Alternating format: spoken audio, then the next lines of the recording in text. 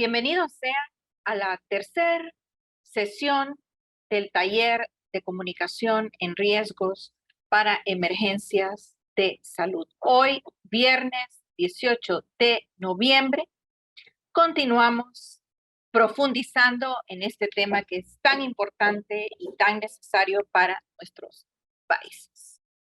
Y es que este espacio de capacitación dio inicio el pasado viernes 4 de noviembre y pues siendo esta la tercera jornada, nos encontramos ya en manejo de temas con cierta profundidad.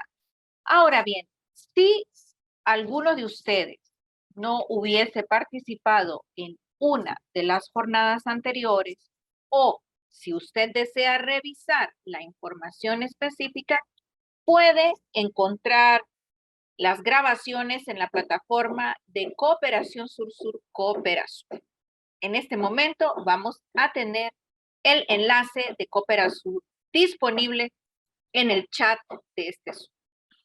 Así que iniciamos siempre agradeciéndole a México, nuestra presidencia permanente en Proyecto Mesoamérica, por el impulso, por la preparación de esta capacitación, al igual que el reconocimiento a OPS México. Esta jornada de hoy tiene para nosotros dos temas importantes. El primero es abordar la infodemia desde un aspecto técnico con una caja de herramientas y además el tema del diagnóstico y priorización de riesgos. La primera ponencia de esta mañana está a cargo del maestro Luis Ángel Hurtado, asesor de infodemia en la Secretaría de Salud de México. Bienvenido, maestro Hurtado. Pero previo a su intervención, voy a trasladarle el micrófono a la doctora Arlet Saavedra para la respectiva introducción. Yo únicamente me tomo un par de segundos para invitarles a registrar sus consultas, comentarios o preguntas utilizando la herramienta de chat que nos pone a disposición Zoom o bien utilizar la función de mano levantada. Doctora Arlet, adelante, por favor. Buenos días, muchísimas gracias, Lidia. Muchísimas gracias por la introducción. Y bueno, ya estamos aquí presentes todo el equipo para ver el día de hoy la sesión. Le agradecemos mucho, como siempre, al maestro Luis Ángel Hurtado por estar presente y darnos esta sesión. El maestro Luis Ángel, un gran experto en el tema de infodemia. Él está en el área de la academia, está en el área de universidades, investigador en esta parte. Y sí, nos ha apoyado bastante, esto que quería comentar en relación a esto, en mismo a poder capacitar, fortalecer las capacidades de nuestros propios equipos desde su expertise y su visión que ha llevado en la academia. Entonces es importante siempre tener estas relaciones, esas alianzas con diferentes organismos, no nada más gubernamentales, para poder mejorar nuestras capacidades. Pero también iniciar que estamos en la tercera sesión. Tuvimos una reunión de feedback con el equipo, con el doctor Federico Vázquez, que también está conectado ya, lo tenemos aquí en la pantalla, y también a la doctora Elena, en relación a los temas y cómo estamos avanzando. Les estamos dando mucha información. El día de hoy queremos que sea más práctico, pero quedamos pendientes de muchas cosas. O sea, hicimos análisis, resumen, oye, pero nos falta dar este tema, estas herramientas y demás, y solamente tenemos la sesión de hoy y la del próximo viernes, ¿no? Entonces, bueno, trataremos de resumir, de dar estas herramientas en este corto tiempo, pero sí nos queda pendiente el poder tener una segunda parte, una segunda sesión con más herramientas para que puedan ir ya a partir de un elemento práctico que se haga de esta sesión, de este primer taller, ver la aplicación que se ha tenido, cómo lo han tenido y la evaluación, ¿no? Los otros elementos que van de la mano con esta parte del taller, que es parte de la retro que hicimos para los 2 días que llevamos de la sesión. Y bueno, fortalecer también nuestras alianzas, como este gran grupo que vamos a hacer de Mesoamérica, pero en términos de la comunicación de riesgos. Creo que es un área de oportunidad, Lidia, que a partir de esto lo retomemos ya para el final, o sea, pero ya plantearlo desde ahorita, que hagamos esta red específicamente para el tema de comunicación de riesgo. Yo sé que ya tienen esta red, ya está el proyecto Mesoamérica, pero fortalecer en este sentido este espacio. Y con esto, pues bueno, ya darle el inicio también, no sé, el doctor Federico Vázquez, si querías comentar algo para ya empezar esta parte, empezar lo que son estos elementos de la sesión y ya que Luis Ángel ya empiece a explayarse con todo su expertise y nos dé información. Adelante, Federico. Muchas gracias. No quito tiempo al maestro Luis Ángel, solamente reiterar que desde OPS todo el apoyo, creemos sí que es un área de oportunidades estratégica para la subregión, para Mesoamérica. Sé que en la subregión hay en el proyecto Mesoamérica este tema y esta agenda, y esto es reflejo de esto, es un área importante, ¿no? La gestión de riesgos, ¿no? Entonces, yo sí creo que hay un área importantísima, incluso yo pienso, imagino y voy y le comparto a la señora From, ¿no? Que yo estoy convencido de que valdría la pena mucho el pensar en un taller regional presencial para el otro año, incluso en un proyecto hasta común, ¿no? Para fortalecimiento de capacidades en percepciones y comunicación de riesgos, que podamos buscar un financiamiento. Yo estoy muy convencido que la cooperación puede aportar, ¿no? A cooperación, digo, ahorita no quiero decir cuál, pero creo que hay varias opciones, ¿no? En el ambiente, y hacer como parte de esto una red, pero además un taller presencial en donde nos digan, en donde sea la mejor opción, con la participación de la Secretaría de Salud, de la OPS, en fin.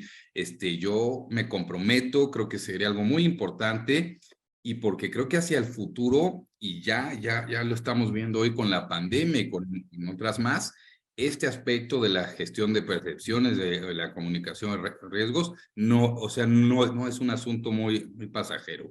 Creo que es un aspecto, es una herramienta, es una capacidad para la acción en salud y frente a otros ámbitos que impactan el bienestar. Entonces, bueno, ese compromiso, reiterar ese mensaje y bueno, ir imaginándolo, ¿no? Para que sea una realidad pronta. Y muy buenos días, y bueno, aquí los dejamos con el experto que además es un buen amigo y es uno de los únicos que yo conozco que se metió a esto. Nunca se imaginó la importancia, ¿no? Que iba a empezar a tener, y ahora que nos cuente. Muchas gracias y muy buenos días.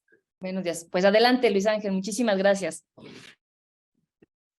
Bueno, primeramente, muchísimas gracias, por supuesto, a la Secretaría de Salud y, por supuesto, al Proyecto de Investigación y Desarrollo de Mesoamérica. Para mí es un doble honor justamente estar con ustedes, conversando a la distancia, sobre todo por el tema que justamente me convoca aquí. Es un tema, como ya lo dijo el doctor Federico Vázquez y, por supuesto, la doctora Arlet Saavedra, en el cual pues he estudiado durante varios años. Yo debo decirlo que ya llevo aproximadamente 13 años investigando sobre el tema de la mentira y lo que tiene que ver con sus complicaciones y desarrollo, ¿no? En ese sentido, pues bueno, hoy en día pues cobra una relevancia distinta por las dimensiones políticas, económicas, sociales, inclusive pues ya en el ámbito de la salud pues juega un papel fundamental. Entonces, por ello yo agradezco muchísimo la invitación para poder conversar con ustedes sobre un término que se puso de moda justamente en el año 2020, a raíz del pronunciamiento que se hiciera desde la Organización Mundial de la Salud, que es justamente la infodemia. Voy a compartir pantalla para ir dialogando sobre esto. Un término que justamente no es nuevo, debo decirlo, no es nuevo. Es un término que ya tiene algunos años, de hecho tiene más de 100 años, de hecho es más antiguo que el término desinformación. Es un término que ya desde el siglo XVI se empleaba justamente durante todas estas situaciones que ocurrían en Europa en el contexto de las grandes pestes que se desarrollaban. De hecho, la primera digamos, vertiente o la primera vez que se menciona el término infodemia es a partir de los archivos secretos del Vaticano, que justamente ahí documenta este elemento y lo relaciona o lo vincula justamente con dos ámbitos que quiero ahorita pronunciar previo para como introducción para la plática que les daré. Uno, que tenía que ver con todas las murmuraciones o los rumores que se estaban generando a raíz de las diferentes pestes o de las diferentes pandemias que vivía Europa en esta época. Y dos, otra que tenía que ver justamente con la suerte de mentiras que se desarrollaban alrededor de, digamos, de el contexto social, político y por supuesto económico que estaba desarrollándose en Europa en el siglo XVI. Pero bueno, este término, pues bueno, se vuelve popular justamente en el año 2020 y va de la mano de lo siguiente, que es lo que quiero justamente conversar el día de hoy. Bueno, el término infodemia se deriva de dos palabras. Por una parte, información y por otra parte, epidemia. La infodemia se refiere justamente a esto que les quiero comentar para que empecemos a diferenciar con la abundancia de información sobre un tema específico. No necesariamente la infodemia tiene que ver con temas hoy en día de corte de salud. Ha habido infodemias en el ámbito también de catástrofes, como sismos, inundaciones, como elementos que tienen que ver justamente con todos estos situaciones de corte de la naturaleza o del medio ambiente, pues que generan justamente esta gran oleada de información sobre este tema específico y que pues en ese momento pues genera pues todo un ambiente de saturación. ¿Y qué pasa con la infodemia? No solamente es la saturación, sino que también es que el usuario, en este caso el receptor de toda esta información, tiene tanta información a su alcance sobre ese tema, hay que decirlo así, sobre ese tema, que deciden creer en la información, pues que refuerzan su forma de pensar o su forma de ver el mundo. No necesariamente quiere decir que la información que ellos están eligiendo sea verídica o sea real. Puede ser información de corte inexacta o de corte falsa o que sea una mentira, pero que justamente pues refuerza pues todos estos mecanismos que previamente el receptor tiene antes, digamos, del desarrollo, digamos, de ese estado de infodemia. Y que básicamente el usuario se deja llevar por sus emociones para elegir, digamos, qué información consumir y a cuál creerle, ¿no? Entonces, para resumir esta parte, la infodemia es un estado en el cual el receptor se enfrenta a estas avalanchas o estas grandes oleadas de información sobre un tema específico y que es tanta por distintas fuentes, no solamente la digital, porque hoy en día se le asocia mucho a la digital, sino información de todas partes, puede ser prensa, radio, televisión, literatura, cine, y por supuesto todas las plataformas digitales, y que es tanta que el usuario ya no sabe que pierde la noción del criterio informativo para posteriormente tomar, digamos, una determinante de qué considera verdadero de lo que no es verdadero y se deja llevar por sus impulsos y por sus emociones. Por lo regular, esta infodemia o este estado, hoy en día se le ha vinculado erróneamente con la desinformación o las llamadas fake news. Lo digo así porque la infodemia, cuando se da esta avalancha informativa, no solamente está, digamos, rodeada o configurada o constituida por información de corte falso o de corte, digamos, desde el ámbito de la mentira. No, también hay información verdadera, o sea, hay que aclarar esta parte, que hoy en día, pues ese es un problema que hoy se le ha asociado a la infodemia, como justamente que toda la información o todo el estado está repleto de información falsa. No es verdad esto. También hay información verdadera, que muchas veces pues esta información verdadera no se vuelve relevante por las características que tiene y que voy a ir explicando a lo largo de mi explicación que daré en el día de hoy. Entonces, esto pues vuelve a la infodemia, pues hoy en día un riesgo. De hecho, también la Organización Mundial de la Salud lo dijo en el 2020, que la infodemia se puede convertir inclusive más peligrosa que el virus del SARS-CoV-2 COVID-19 que estábamos viviendo justamente en su desarrollo, sus inicios en este año. Y en efecto, la infodemia pues puede generar mala toma de decisiones, no solamente de los usuarios, sino también mala toma de decisiones por parte de miembros, digamos, que son aquellos que depositan justamente la injerencia en tomar otra vez decisiones sobre colectividades. Entonces, esto lo vuelve mucho más riesgoso y más peligroso en ambientes justamente como una pandemia de corte en materia de salud. Pero pues bueno, repito, la infodemia no es única del ámbito de la salud. Ahora, para poder explicarles todo esto y sobre todo por qué la infodemia hoy en día tiene mayor carga en el ámbito, digamos, de la información de corte falsa, pues voy a tratar de explicarles lo que hoy en día pues son las fake news y por supuesto los mecanismos que hemos aplicado en diferentes momentos para poder desarticular campañas orquestadas, porque hay que decirlo así, para tratar de manipular, digamos, la realidad a partir de ciertas narrativas que buscan confundir, que buscan generar miedo, que buscan en determinado momento generar vamos a decirlo así, cierta polarización, etcétera, etcétera. Entonces voy a tratar de explicarlo de la siguiente forma. Para poder entender esto, porque hoy en día la infodemia tiene mayor, digamos, relevancia desde el punto de vista de las fake news, pues vamos a preguntarnos primeramente qué son las fake news. Las fake news son justamente, como aquí lo pongo, información falsa que está diseñada para hacerse pasar como noticia.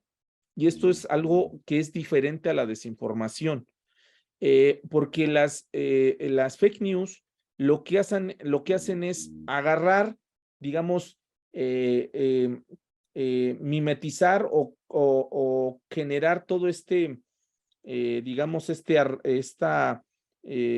vamos a decirlo así, esta suerte de popularidad o más bien de veracidad que tienen los medios de comunicación como entes o instituciones encargadas de generar información veraz.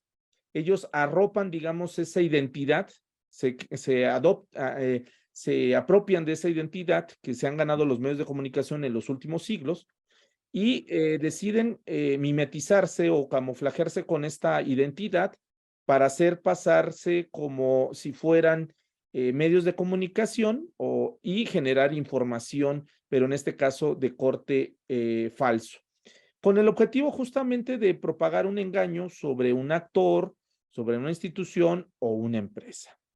Las fake news básicamente buscan eso y se les considera desinformación, digamos, digital deliberada. ¿Qué quiere decir esto? Que son intencionales, o sea, son una cuestión de una mentira o de una falsedad que tiene toda una intención. Tiene una intención de manipular, por una parte, la realidad o cambiarla por una realidad alterna sobre un actor, sobre una institución y, por supuesto, sobre una empresa.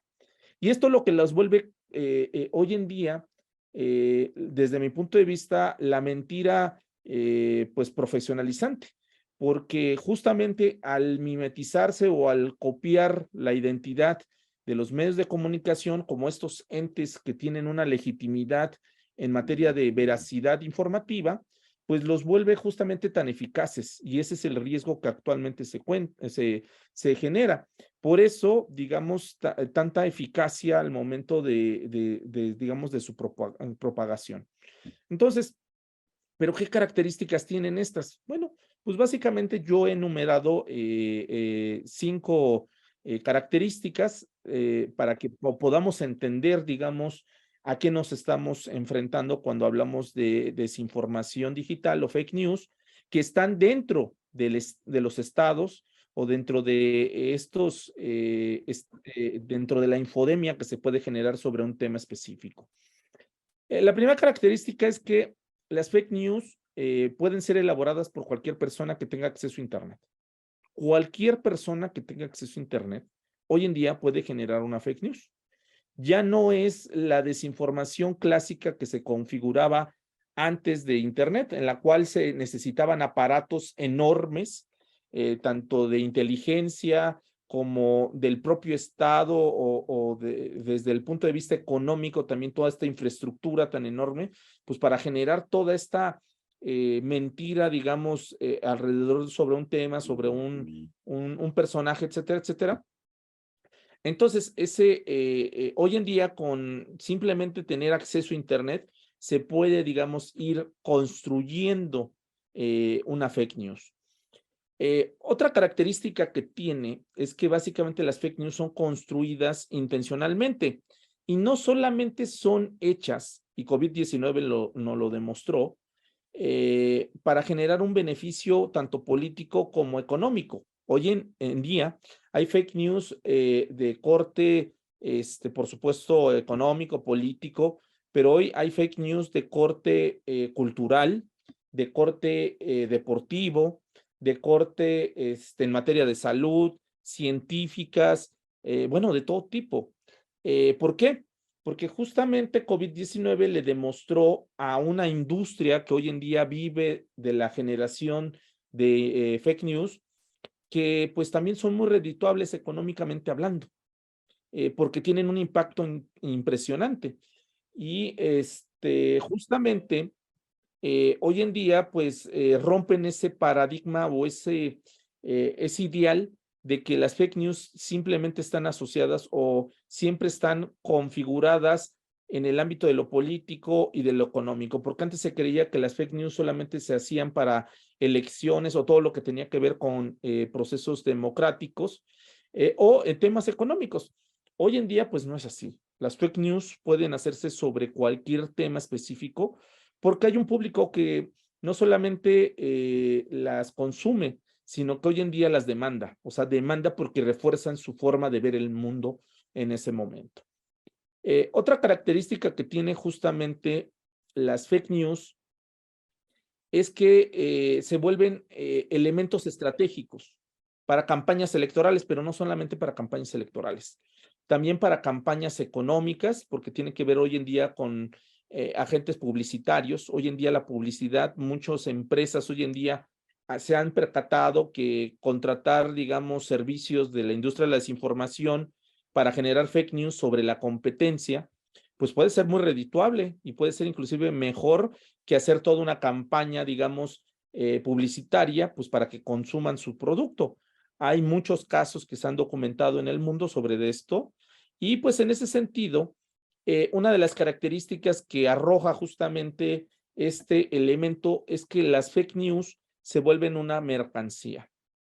Al igual que nosotros, que los medios de comunicación generan noticias, que es una mercancía, y que todos demandamos, ya sea que paguemos por tener acceso a esas noticias. Hoy en día también encontraron justamente la industria de la desinformación, que es una industria que vive de la generación de fake news, pues que también pueden vender las fake news, pueden venderlas para campañas publicitarias, políticas, culturales, deportivas, bueno, de todo tipo. Y en ese sentido, pues se vuelven una mercancía que hoy en día, una investigación que realizara justamente la Universidad de Harvard y que publicara el año pasado, donde durante 10 años monitorearon más de 10 millones de tweets que se difundieron, encontraron que justamente que los tweets que estaban asociados más a elementos que propagaba información falsa se difundían 26 veces más rápido que un tweet que contenía información verídica. Lo más que podía llegar estos tweets o el alcance que podía tener los tweets con información verdadera, pues era un alcance pues aproximadamente 6 o 7 veces, digamos, las veces que se podía compartir. Eso es un reflejo pues que deja ver que la mercancía de las fake news hoy en día pues es más, inclusive más eficaz que la veracidad. ¿Esto qué nos lleva? Pues que las fake news son hechas para Internet. Son hechas para Internet porque son muy económicas su realización en el ámbito de Internet, y al ser económicamente hablando en Internet, no le interesa a la industria de la desinformación crear desinformación digital para medios de comunicación tradicionales como la prensa, la radio, la televisión o inclusive el cine.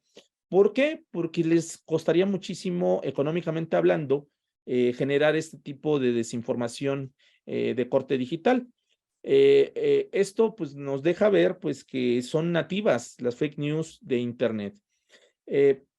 Esto no quiere decir, y tengo que aclarar, que estas solamente se propaguen en Internet. Hay fake news tan bien hechas o tan eficaces que han propiciado que muchos medios de comunicación tradicionales, prensa, radio y televisión, pues han caído, digamos, en esta mentira articulada, muy bien articulada, y que a veces la propagan en espacios ya sea de periódicos, revistas, la radio, la televisión. Entonces, esto, digamos, también debo de aclararlo, porque se pensará que lo que se genera a veces con información falsa o mentiras deliberadas en los medios tradicionales es una fake news. No, eso no es una fake news. Eso sería más bien una desinformación, pues que a veces pues recurren o a veces sin conocimiento sobre el tema por la velocidad, digamos, que hoy en día fluye la información, pues que a veces los medios de comunicación, pues por ganarse la primicia de la nota informativa o del suceso que está ocurriendo, pues a veces no corroboran bien la información y la publican o la difunden, y cuando ven, pues comparten sin mayor dolo o sin mayor intencionalidad, pues algo que es básicamente una falsedad o una mentira. Entonces, pues bueno, esta sería la cuarta característica. La quinta característica es que las fake news buscan principalmente persuadir a la opinión pública, a diferencia de la desinformación, la cual pues estaba muy focalizada a un sector muy específico. Las fake news no, las fake news buscan ser globales. De hecho, hoy en día las fake news están pensadas para romper fronteras que no sean nativas del lugar donde se está desarrollando. Hoy en día, pues es uno de los elementos con Internet que las caracteriza, porque Internet no obedece fronteras geográficas. Internet, al ser un medio de comunicación global, pues fluye o se propaga la información, da la vuelta al mundo, y pues esto no impide o no está pensado pues a una cuestión regional como sí lo hacía la desinformación. La desinformación está pensada para un público específico de una región específica. Las fake news no. Las fake news pueden ser generadas, por poner un ejemplo, en México, y esto no necesariamente se va a quedar en México, puede llegar a tener una repercusión inclusive en otros países hermanos de la región, como puede ser el caso de Colombia, Brasil, Argentina, Chile, Cuba, El Salvador, etcétera, etcétera. Entonces, es otra de las características de las fake news, que están pensadas para ser globales y para apoderarse justamente o persuadir la opinión pública global, no solamente regional. Y por último, la sexta característica, y esta es desde mi punto una de las más importantes, es que las fake news apelan a las emociones y no a las racionalidades. Las fake news están hechas desde un punto de vista más emotivo, porque refuerzan precisamente todos aquellos miedos que tenemos como seres humanos, todas aquellas fobias que a veces tenemos, todos aquellos prejuicios que también a veces tenemos sobre un tema, sobre una persona, sobre una institución. Y cuando vemos a veces información que corrobora, digamos, estos miedos, estas fobias o estas, digamos, ciertas, vamos a decirlo así, percepciones que tenemos sobre estas personas, estas instituciones o estos gobiernos o empresas, pues básicamente decimos, es verdad, porque yo lo sabía. Yo sabía que ese político era corrupto, yo sabía que ese gobierno era corrupto, yo sabía que esa empresa me mentía, yo sabía que esa institución estaba haciendo mal su trabajo y corrobora. Y al ser corroborar, pues parte de las famosas teorías conspiracionistas que hoy en día están muy de moda y que han existido desde hace mucho tiempo y que refuerzan esos estereotipos, esas ideas que teníamos previamente. Entonces, y se logra justamente porque al ser tan emotivas, la emoción que está conectada precisamente una cuestión fisiológica de los seres humanos, la parte emotiva que está conectada, pues de una forma, procesamos la información emotiva más rápida que la información racional, pues esto provoca justamente estos escenarios de mayor, digamos, de mayor efectividad al momento de generar este tipo de desinformación digital. Al ser tan emotivos, pues somos presas de ello. Entonces, con esto apelan más a la emoción que al lado racional o a la parte de la inteligencia del ser humano. Y esto lo vuelve tan eficaz, a diferencia, digamos, de la información. ¿Por qué? Porque la información, pues, apela más a que pienses, analices, corrobores, e inclusive contrastes la información. Y la información, digamos, emotiva, no, la cuestión emotiva, pues, te hace mover sentimientos y por eso pues tomas el impulso.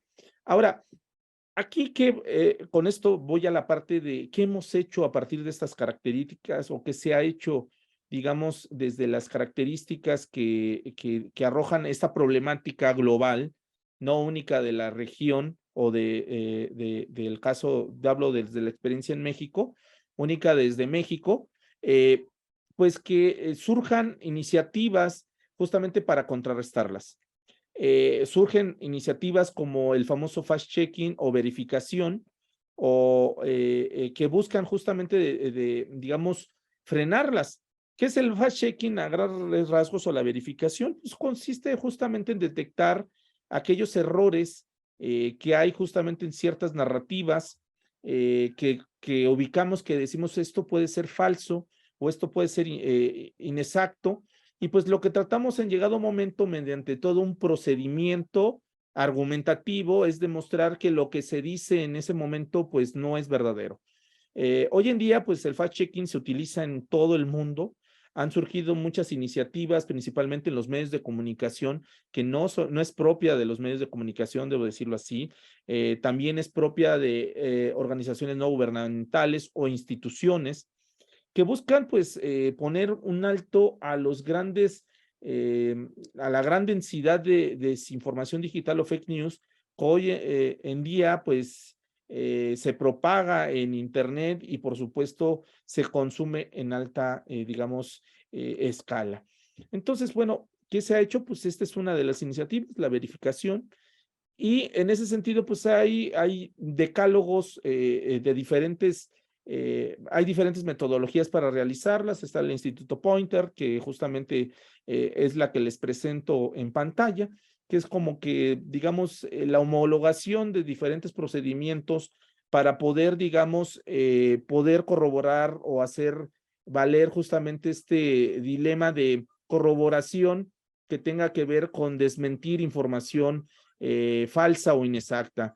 Los pasos, pues bueno, son estos a grandes rasgos, que pues es selección de la frase o afirmación o declaración pronunciada en el ámbito público o en redes sociales que se considere desinformación. Cuando vemos algo sospechoso, lo vemos y decimos, bueno, esto nos huele más a ser desinformación, lo seleccionamos, empezamos a hacer una evaluación. Esto es muy importante, porque a veces, aunque sea falso, no es obligatorio, digamos, verificarlo. ¿Por qué? Porque a veces hay mucha información falsa o hay muchas mentiras en Internet pero no todas ameritan ser verificadas. Esto es algo muy importante. ¿Cuándo se va a tomar o se toma la decisión de verificar información? Pues cuando vemos que es de relevancia, o sea, que empieza a crecer o tener cierta impacto en el espacio público digital y una repercusión justamente en el debate público sobre el tema que trata esta información falsa. Entonces, cuando vemos eso, pues es cuando ya decidimos en llegado momento, pues hacer el procedimiento de verificación. Antes de eso, si vemos que es algo que no tiene impacto, no es necesario hacerlo, porque lo que hacemos nosotros como institución, como actor, como empresa, si nosotros vemos algo falso y vemos que no tiene ni impacto y lo verificamos y lo difundimos, lo único que hacemos es hacer grande la propagación justamente de la información falsa. Si la gente no se había dado cuenta, si la sociedad o los usuarios de Internet no se habían dado cuenta pues de esa información falsa, pues se van a dar cuenta justamente cuando nosotros hacemos la verificación. Por ello es muy importante tener un centro de monitoreo en todos los sentidos para no solamente detectar la información falsa, sino que para medir el impacto que pueda tener esa información falsa. Si vemos que no tiene crecimiento, ya no es necesario hacer el procedimiento de verificación. Si vemos que empieza a crecer, ahí sí estaríamos hablando de la necesidad de hacer una verificación sobre esta información falsa. Bueno, cuando ya detectamos que está creciendo, pues ¿qué se hace? Pues hacer una consulta de las fuentes. Primeramente, pues ver el autor o la persona que afirma esta información para ver quién es la fuente original del tema y si es una fuente, digamos, verídica o si no es verídica. Primero hay que detectar de dónde viene, digamos, esa información falsa. Una vez que la detectamos, pues tenemos que irnos a fuentes oficiales para contrastarla, decir, a ver, esta información ya la detecté, la dice un usuario en Internet, pues vamos a empezar a contrastarla con fuentes oficiales, con expertos, inclusive recolección de bases de datos públicas, que van a permitir justamente ir no verificando, sino construyendo el hilo argumentativo para poder mostrarle ante la sociedad de lo que dice esta persona o este sitio o lo que sea, es falso. La verificación es básicamente construir un argumento que desmienta justamente la información que está circulando en su momento. Es construir un argumento.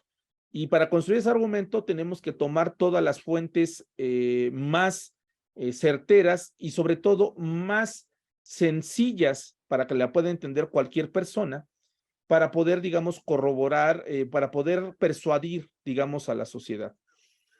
La desinformación digital o las fake news, debo decirlo así, se vuelven eficaces porque el lenguaje que utilizan es muy sencillo y cualquier persona la puede entender. Entonces, algo que yo siempre he criticado, digamos, de la labor que realizan las personas que hacen fact-checking, es que la información que ellos propagan justamente como verificación presenta justamente un lenguaje complicado para las personas y con ello se limita, digamos, el impacto de ella. Al no ser sencillo y no ser claro, pues esto imposibilita justamente el efecto que pueda tener la información falsa. No es suficiente para mitigar la información falsa que se está propagando. Por ello, siempre he dicho que deben de construir un lenguaje sencillo a partir de los argumentos, las fuentes oficiales, expertas o las bases de datos que se van a consumir, para a partir de ello, pues poder justamente construir el argumento que busca desacreditar el argumento falso que se está propagando.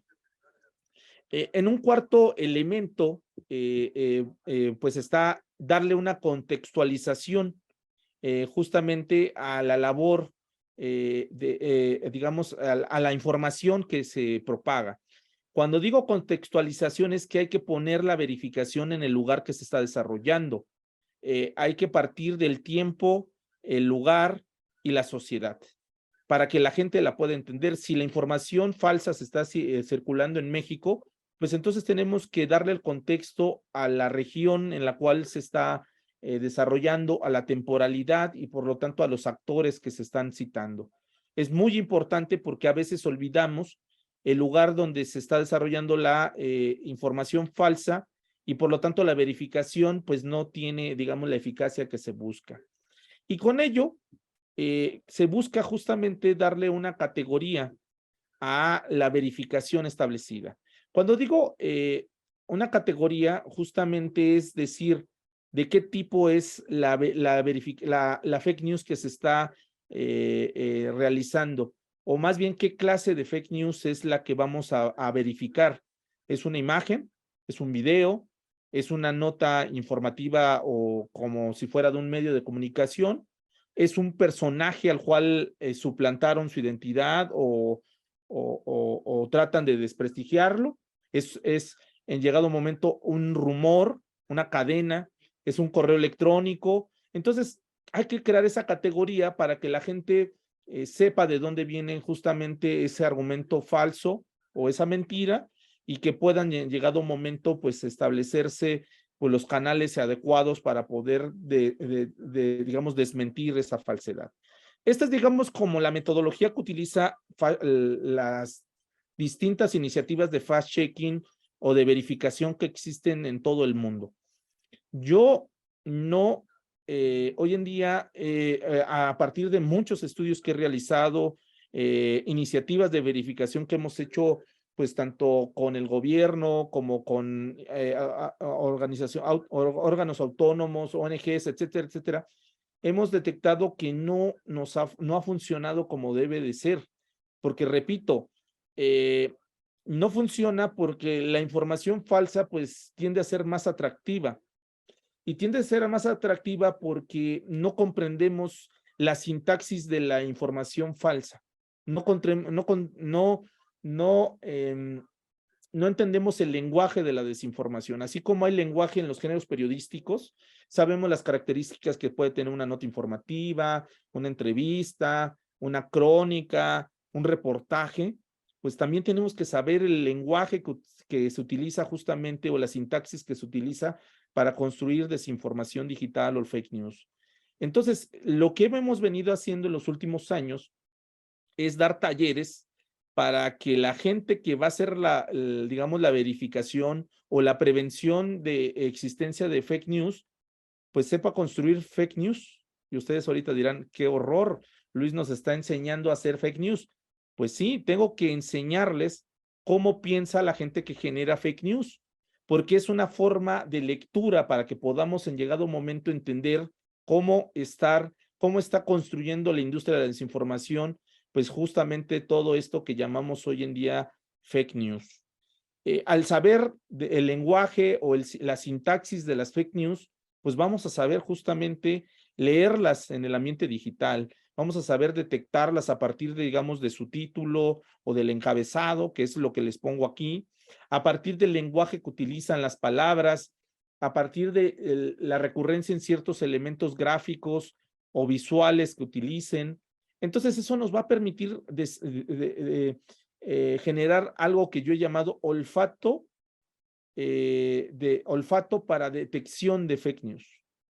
Y en ese sentido hemos corroborado y hemos hecho esto en algunos ejercicios y ha resultado más eficaz, porque detectamos de una forma más rápida cuando se está circulando una fake news que cuando hacemos a veces el procedimiento que plantean digamos, todas las agrupaciones de verificación. No quiere decir que no apliquemos verificación, sino simplemente lo que quiero decir es que les vamos a dar, se les da una herramienta para que ustedes detecten de una forma más rápida la detección de fake news y a su vez la forma en la cual puedan prevenir mediante elementos antes de que se propague o se vuelva viral una fake news, elementos que le ganen la narrativa justamente a esa información falsa.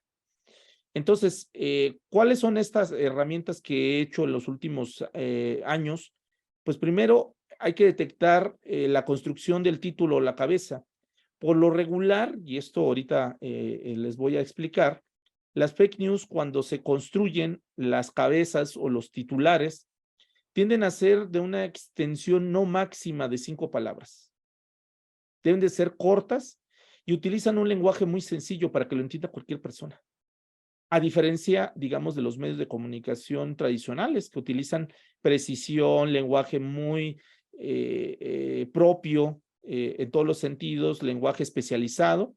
Las fake news no. Las fake news utilizan un lenguaje muy sencillo que cualquiera puede entender y un lenguaje corto, o sea, la extensión es muy corta. Y algo aquí muy importante es que caen justamente en el ámbito de despertar emotividad más que en el ámbito racional. Buscan desprender o reforzar estereotipos, buscan reforzar miedos, buscan reforzar ciertos prejuicios que a veces tenemos o ciertas fobias. Entonces, cuando vemos estos elementos en un cabezal o en una cabeza o en un titular, entonces ya estamos viendo que posiblemente esa información es de corte falsa o está tratando de generar una mentira. Y si esto no es sencillo, pues entonces lo debemos, digamos, en llegado momento de arropar de lo que viene, que es el corpus, digamos, de la fake news. Aquí yo pongo el caso de cuando son fake news escritas, pero esto también se puede aplicar en fake news de corte gráficas o de corte en imagen en movimiento o videos. Vamos a revisar el contenido y por lo regular en el contenido, en el primer flashazo o en la primera entrada, siempre presentan el problema, el tema principal. A diferencia de los géneros periodísticos que hacen una presentación de dónde se desarrolla la problemática, las fake news no, las fake news entran directamente a la problemática. Te dicen la vacuna de tal empresa, pues genera trae imanes o porta imanes y por lo tanto, pues no te debes vacunar porque esto puede generar justamente un malestar en tu organismo. Entran directamente en el tema. Y en cambio, una nota informativa o lo que tiene que ver con la información veraz, pues trata de explicarte, te dice primeramente de la empresa, te habla acerca de los procedimientos que hay al momento de construir, digamos, la vacuna, las fases que tienen antes de que salga su aplicación en la población en general. Bueno, todo una suerte de explicación para entender lo que está ocurriendo, digamos, con la vacuna. Las fake news no, van a la problemática directamente al tema, utilizan un lenguaje muy sencillo para que todo el mundo lo comprenda y responden a las preguntas básicas, que la gente se puede hacer del tema. Digamos, si es un sismo, podemos decirlo así, ¿dónde son los derrumbes? Una primera pregunta, ¿dónde están los daños? Una segunda pregunta sería, ¿hay muertos? ¿Hay heridos? ¿Hay son como preguntas básicas que todos nos hacemos cuando estamos frente a una situación de riesgo sobre un sismo. Y en ese sentido, pues bueno, esas preguntas básicas tienden siempre a responderlas las fake news en su primera entrada. Y por lo regular, usan un lenguaje muy emotivo. Pongo un ejemplo. 25 muertos tras el sismo en Ciudad de México. Presentan inmediatamente el tema, lo hacen con un lenguaje muy sencillo y sobre todo emotivo. Cuando ya hablan de 25 muertos, todo el mundo voltea a verlo inmediatamente. Entonces, esta es, digamos, una forma de detectar esta situación y ha servido porque hacemos justamente talleres o hemos hecho talleres sobre esto y vuelve a la gente, entienden el lenguaje que actualmente generan, digamos, la industria de la desinformación y las áreas, digamos, de verificación de información las detecta de una forma más temprana y al detectarlos de forma más temprana crean herramientas o crean argumentos a partir de la verificación de la información y utilizan pues el recurso que puedan tener en sus manos, desde infografías, boletines, notas informativas, inclusive si es muy grande y ven muy peligroso esto, pues bueno, una rueda de prensa para explicar justamente que lo que está circulando no es falso. O sea, ganamos, digamos, por una parte, tiempo antes de que prevalezca, digamos, la información falsa. Entonces, esta es parte, digamos, de las herramientas que yo quería presentarles, explicarles una parte teórica, etcétera, etcétera. Y pues bueno, yo les agradezco muchísimo su atención y estoy abierto, como siempre, a preguntas, comentarios o cualquier elemento que ustedes consideren. Agradezco muchísimo la invitación y pues muchas gracias. Muchísimas gracias, maestro Luis Ángel Hurtado. Creo que nos ha contestado muchas preguntas que quizás ya teníamos. Muy bien. Vamos entonces a reiterar que la función de chat en el Zoom está disponible para sus comentarios o consultas. Y en ese momento vamos a pasar al tema de diagnóstico y priorización de riesgo. Doctora Arlet y doctora Elena María Licona, jefa del Departamento de Análisis de Impacto. Para nosotros es un gusto tenerles esta mañana.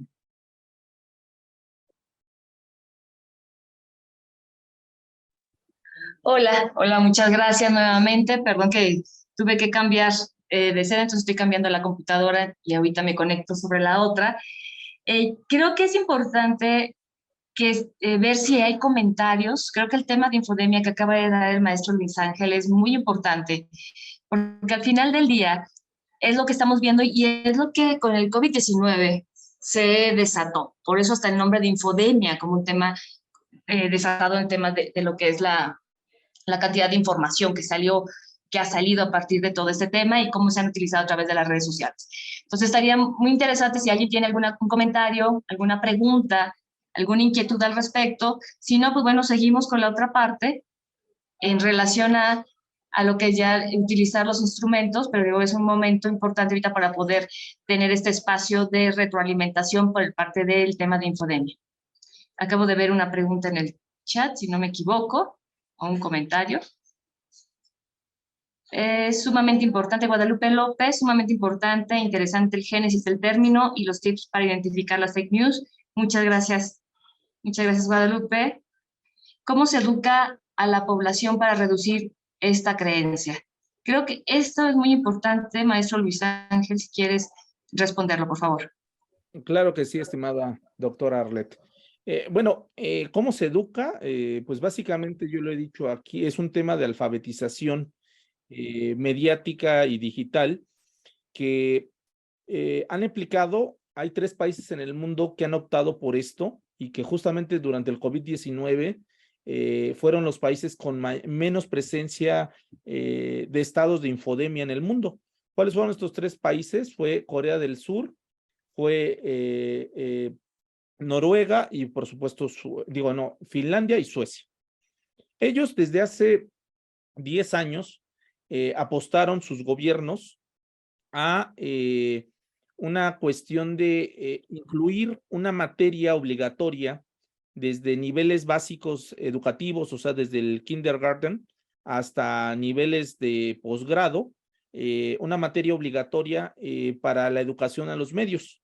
¿Esto qué le ha permitido a la gente? Pues que puedan no solamente tener herramientas para la verificación de la información, sino que también les permite, en llegado momento, comprender qué fuentes a cuáles pueden acudir cuando hay un problema de riesgo o de pandemia. ¿Cuáles son las fuentes? O sea, cómo inclusive los enseñan a utilizar motores de búsqueda, todo lo que tiene que ver justamente con la contrastación de información, etcétera, etcétera. Entonces, ¿cómo se puede educar hoy en día? Pues yo creo que, digamos, esa es una vía que lleva muchos años, porque imagínense cuántos años se van a requerir para que los niños que entren al kinder pues ya tengan estas habilidades. Digamos, esas es las que han optado. Otras son campañas que se hacen por vía de los medios de comunicación con cápsulas. Esto lo está haciendo hoy en día a partir del Brexit que ocurrió justamente en el Reino Unido en el 2016 y la gran problemática que tuvieron por la gran presencia de fake news en esta elección que tenía que ver justamente con la permanencia o no permanencia del Reino Unido en la Unión Europea. Lo que hicieron a partir de ello, la iniciativa justamente del gobierno británico fue hacer campañas campañas de comunicación social en los distintos medios de comunicación e instituciones, así como campañas de prevención justamente hacia las fake news, También hay cápsulas en las cuales especialistas, líderes, etcétera, etcétera, empiezan a explicar de qué estamos hablando cuando hablemos de infodemia, cuando hablamos justamente de fake news, desinformación, pasos a seguir para verificar información, qué hacer en llegados casos si compartes desinformación. Bueno, han hecho campañas fenomenales en todos los sentidos para contrarrestar justamente estos estados de infodemia y por supuesto de presencia de fake news. Esa es una, digamos, otra opción que han realizado justamente para prevenir todos estos estados. Otra es campañas, y ahí esto está muy interesante, que han utilizado en España, esta es una que han utilizado, es que el Ministerio de Salud ha hecho campañas así como de vacunación, también ha ido a las escuelas, o sea, a las primarias, a las secundarias, etcétera, etcétera, a las preparatorias, a las universidades, campañas con personas especialistas para dar conferencias o pláticas informativas sobre la verificación e importancia de corroborar la información antes de compartirla. Bueno, existen muchas iniciativas que se han realizado y creo que es un esfuerzo que se puede realizar. Yo me he ido más al ámbito de apostarle a la educación y es una cuestión que tenga que ver con la conjunción de no solamente voluntades políticas, sino también voluntades económicas e inclusive voluntades mediáticas, porque es un esfuerzo que tiene que venir también con arropado de los medios de comunicación. Entonces, yo soy más de esa vertiente y también hacer campañas, así como campañas de prevención para ciertos temas, pues también tiene que haber campañas para la prevención de la desinformación digital. Creo que deben ir de la mano. Por una parte, la alfabetización que se le debe dar en las escuelas a las personas, pero también con campañas que refuercen esto, para que la gente sea consciente de la gran problemática en la cual estamos inmersos. Creo que esa era, respondo la pregunta que me formularon. Sí, perfecto, muchísimas gracias. Comenta nuevamente Guadalupe López que si ese es el primer mundo, quizás las campañas sean la opción más cercana a Latinoamérica en el corto plazo. Ana Rivera comenta, considero que la falta de credibilidad a las fuentes oficiales es un factor que influye en la desinformación, debido a que intereses políticos influyen en la información que transmitimos a la población. Claro, mira, Ana, estoy convencido de ello. Por ello, repito, aquí debe ser un esfuerzo conjunto no solamente de las instituciones políticas o de los gobiernos, también debe de involucrar a instituciones no gubernamentales, debe de involucrar, por supuesto, a instituciones internacionales, y debe de involucrar a universidades, instituciones y, por supuesto, a los medios de comunicación.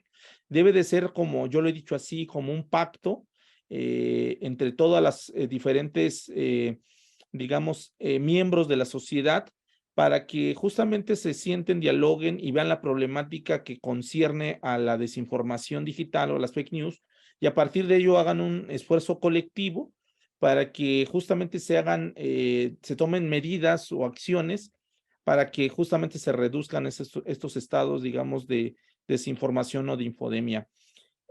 No hay que dejar solamente a los gobiernos, o sea, los gobiernos no son los únicos encargados justamente de estas campañas. Puse el caso justamente de Inglaterra, donde apostaron justamente medios de comunicación, miembros de la sociedad, universidades, organizaciones no gubernamentales, órganos internacionales e inclusive también el propio gobierno para hacer campañas justamente sobre este tema. Creo que en ese sentido pues se debe de apostar por esa vía, porque justamente las teorías conspiracionistas que tanto se hablan, pues son esos elementos que refuerzan justamente que si dejamos este tema solamente a los gobiernos, pues el mismo ciudadano ya trae esa idea, pues de que el gobierno está actuando por fines políticos. Entonces, para reforzar esto y para evitar digamos, esa medida, pues debe de ser una cuestión que conjunte a la sociedad civil organizada, a los medios de comunicación y, por supuesto, al gobierno. No dejarle solamente a los gobiernos esto.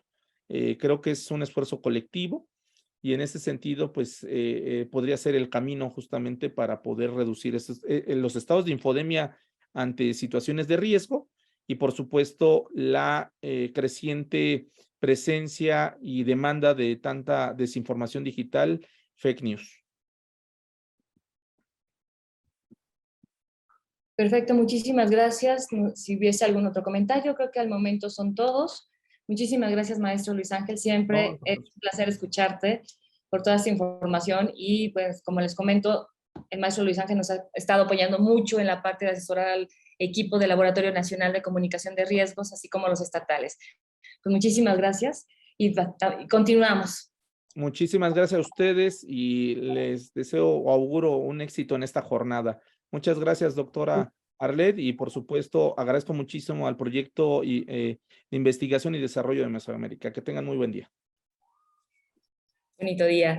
Pues bueno, continuamos con esta parte ahora, es en relación ya obviamente teniendo los mejores diagnósticos, viendo el panorama que tenemos en relación al análisis de la información, morbimortalidad, fake news, este monitoreo, la escucha social también que tenemos de manera general en la población. Pues bueno, nos toca ya definir qué estrategias, cómo hacer una estrategia de comunicación de riesgos, pero cómo partimos, cómo decidimos, cómo priorizamos. Pues con esto vamos a comenzar. Le pediría a la doctora Elena Licona que si pudiera poner la presentación, por favor, Elena, para poder iniciar este elemento. Vamos a iniciar, si bien tenemos 8 pasos de la estrategia para una estrategia de comunicación de riesgos, siempre partimos de un elemento que es la inteligencia de salud o el análisis. Entre mejor información epidemiológica que tengamos y de todo ámbito para cualquier problema de salud o cualquier amenaza a la salud, mucho mejor podemos identificar, hacer una estrategia de comunicación de riesgos acorde en este sentido. Por ello vamos a iniciar con esta parte. Me pasas la siguiente, Elena. Vamos a iniciar con esta parte y ya teniendo lo que han visto a través de estas 2 sesiones anteriores, pues viendo que la comunicación de riesgos obviamente no fue nada más COVID-19, la que tenemos de mucho tiempo atrás y le hemos manejado, pero debemos estar preparados y no que nos pase como este COVID-19 que a todos los países al final del día, pues no estuvimos, todos los sistemas nacionales de salud a nivel mundial se vieron estresados, forzados por el tema de la atención del COVID-19 y un elemento fundamental, mientras no teníamos medicamento, mientras no teníamos vacuna, y ha sido obviamente el tema de la comunicación de riesgos. Pero por eso tenemos que tener una visión multiamenazas, no nada más el tema infeccioso o no infeccioso, sino vincularlo todo, incluyendo el tema con la visión One Health, viendo el tema de la salud ambiental, viendo las partes meteorológicas, los conflictos que tenemos, los desastres naturales o no tan naturales, y las enfermedades que empiezan a salir, por ejemplo, estas infecciosas, como este es el caso de viruela símica, si no me equivoco, que salió en una noticia, que debemos de atender el tema de dengue, el tema de vectores, cosas que tenemos emergentes, reemergentes y nuevos, como que es COVID-19. O sea, con esos elementos tenemos que partir. ¿Con qué empezamos? Ahorita, ¿en qué situación estoy en este momento? ¿Con qué empiezo a atender y cómo voy a hacer mi priorización acorde al espacio en el que estoy? Entonces va a ser un tema con el cual vamos a iniciar. Le pido, por favor, doctora Elena, que le des continuidad a este proceso. Adelante. Hola, muy buen día a todos. ¿Me escuchan bien? ¿Te escuchas bien? Adelante. Gracias. Bueno, pues sí, justo como dice la doctora, creo que la primer parte, o más bien la primer parte relevante para poder lograr una buena estrategia de comunicación de riesgos es conocer bien el riesgo que vamos a abordar, ¿no? Y bueno, aquí vamos a empezar con una pequeña dinámica. Les voy a pedir, por favor, que los que puedan abran su micrófono para participar y los que no, escriban en el chat. En este sentido, ustedes aquí en estas 4 imágenes que ven en pantalla, ¿qué consideran que es el riesgo? O sea, analicemos las imágenes y veamos ustedes cuál consideran que es el riesgo y cuál sería la amenaza. Veamos, les voy a dar unos minutos para que las analicen y de preferencia si pueden abrir su micrófono, por favor. ¿Cuál sería el riesgo y cuál sería la amenaza?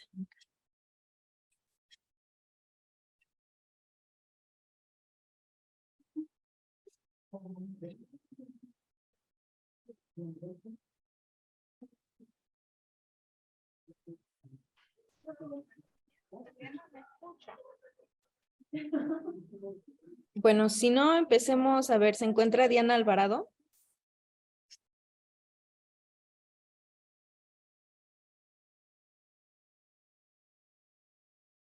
Ok. Glenda Durán. Adelante, adelante, que no crean que es un examen, es realmente es un análisis para que podamos saber cómo empezar a determinar, porque es muy diferente hablar de lo que es una amenaza, lo que es un riesgo, porque nos ponen diferentes grados de vulnerabilidad, y a partir de esas percepciones también es con lo que trabajamos en comunicación de riesgos. Así que pueden levantar su mano, o con muchísimo gusto. Abraham Alanis, levantaste tu mano, adelante Abraham. Sí, hola, ¿qué tal? Muy buenos días. Bueno, considero que en la primera imagen donde se encuentra la casa, el riesgo sería pues lesiones, pérdidas humanas, por otra parte afectación de terreno, medio ambiente. Con relación a la figura 2, donde hay un tambo y están derramando líquido, lo mismo que abajo donde hay una inundación, pues considero que los riesgos son transmisión de enfermedades y pues bueno, por otra parte también contaminación ambiental. En el caso de la tercera, de la última imagen, bueno, ahí posiblemente el riesgo podría ser alguna infección, aunque no logro distinguir ahí el tema en particular. Bueno, saludos, muy buen día. Muchas gracias.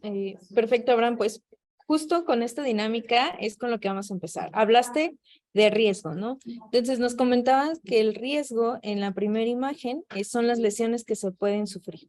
Entonces veamos en este panorama, la última imagen es una de las noticias que se detectaron en el laboratorio a través de la evaluación de infodemia, en la que se hablaba de un paciente con viruela símica que iba en el metro de España, ¿no? Bueno, realmente no tenía viruela símica el paciente, después salió, bueno, la persona salió a decir que, bueno, tiene alguna enfermedad en la piel que le genera lesiones recurrentes, pero con este tema de la infodemia y del miedo que tenemos a las enfermedades transmisibles, especialmente en este contexto después de la pandemia por COVID, pues se hizo esta percepción agravada del riesgo que puede tener esta enfermedad, ¿no? Y bueno, estamos considerando que esta persona tenía unas lesiones en la pierna, hasta le tomaron fotos en el metro, lo difundieron en medios, en redes sociales, y se hablaba de un riesgo para las personas que habían estado cerca de él en este vagón. Entonces, con esto queremos darles introducción a lo que es amenaza y riesgo, ¿no? Entonces vamos a empezar a definir estos conceptos y vamos a ver por qué es tan importante empezar a visualizar qué está sucediendo en distintos contextos, ya no solo para las enfermedades transmisibles, sino todo lo que mencionaba la doctora Arlet, ¿no? Los riesgos antrópicos, los riesgos meteorológicos, incluso las enfermedades no transmisibles, que también ya están teniendo un alto impacto ahora con el cambio en los panoramas epidemiológicos que tenemos a nivel mundial, ¿no? También nos comenta Ángeles que el riesgo en la imagen 1 y 2 y la amenaza en la inundación. Y quiero entender que el riesgo es lo que estamos viendo en las imágenes 1 y 2. Y la inundación la ve como una amenaza, ¿no? Bien, entonces, con estos comentarios que ya recibimos de nuestros compañeros, muchas gracias por su participación. Vamos a empezar a definir qué es lo que debemos conocer para poder evaluar un riesgo y para poder hacer este primer ejercicio que vamos a realizar el día de hoy respecto al inicio de la evaluación de nuestros riesgos para poder conformar estrategias de comunicación. Vamos a tener, por ejemplo, en esta imagen en la que tenemos una casa que está cerca de una pendiente y tenemos una roca arriba de la pendiente. Entonces, en este caso, el riesgo es la roca. El riesgo se define como una probabilidad, es decir, algo que existe y que hay posibilidades de que dañe la salud o algún elemento del entorno de la persona, hablando en términos económicos, sociales o directos a la salud de la persona, ¿no? O de las personas. Entonces, en este sentido, nuestro riesgo es una probabilidad que nos da un evento. La amenaza, pues, es justamente esa situación que nos pone expuestos a este riesgo ya identificado, a este elemento que nos puede causar un daño a la salud pública. Entonces, viendo la imagen, pues, nuestro riesgo va a ser la roca, existe la probabilidad de que caiga y dañe la vivienda y por ende a las personas que viven ahí. Y la amenaza va a ser justamente la pendiente. La pendiente es la que nos pone en expuestos, la que nos expone a este riesgo que pues son las rocas que estarán encima de esta pendiente, ¿no? Entonces, si nos regresamos a las imágenes de las que estábamos hablando hace un momento, pues aquí vemos un acantilado, ¿no? Se está desmoronando, deslavando esta parte y hay una casa. Entonces, el riesgo básicamente es lo que está ocurriendo con esta construcción en un sitio no apropiado. Ese es el riesgo. Y la amenaza, pues es justo que ocurran estos deslaves o estos derrumbes alrededor que pues van a hacer que en algún momento pues se dañe la vivienda. En la otra imagen, en la que vemos es una imagen de las acciones de descacharrización de los patios, de las acciones contra dengue. Entonces, pues básicamente el riesgo que tenemos pues son los criaderos de los mosquitos que nos van justamente o bueno, el mosquito que nos puede transmitir esta enfermedad. Y la amenaza pues es el entorno no bien limpio, no bien organizado, que permite el acúmulo de agua y por ende pues la conformación de estos criaderos, ¿no? Y en la imagen de donde vemos esta inundación, pues básicamente nuestro riesgo son las lluvias y la amenaza es la construcción o el sitio en el que nos encontramos que propicie la generación de inundaciones, ¿no?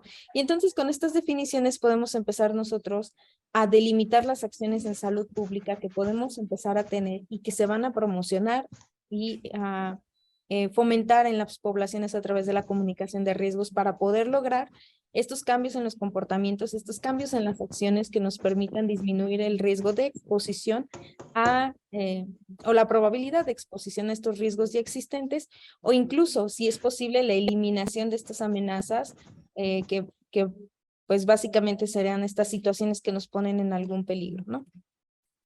Entonces, con esta pequeña introducción vamos a pasar justo a lo que es la gestión del riesgo. La gestión del riesgo tiene una parte muy importante que es la comunicación de riesgos a través de una comunicación efectiva que va a requerir de estos tres elementos. Uno, la evaluación de todo el contexto, tomando en cuenta la situación del país o de la región, nuestros lineamientos, normativas nacionales y todos los elementos que conforman o estructuran el sistema en el cual vamos nosotros a empezar a desarrollar estas iniciativas para la comunicación de riesgos, la evaluación de riesgos y la mitigación de estas amenazas.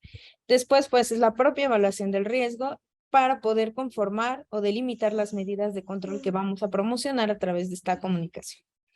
Y esto nos va a permitir, a su vez, pues, dar una medición del riesgo, ¿no? Poder darle un grado de un nivel a la exposición y al riesgo al que nos estamos enfrentando para poder también priorizar los riesgos. Recordemos que en una sola región podemos tener en un mismo momento diferentes eventos en salud pública importantes y que pueden ser a su vez pues de distintos grupos, ¿no? Podemos estar hablando de enfermedades infecciosas, podemos estar hablando de riesgos hidrometeorológicos, podemos estar hablando de eventos masivos que conduzcan a riesgos a la salud.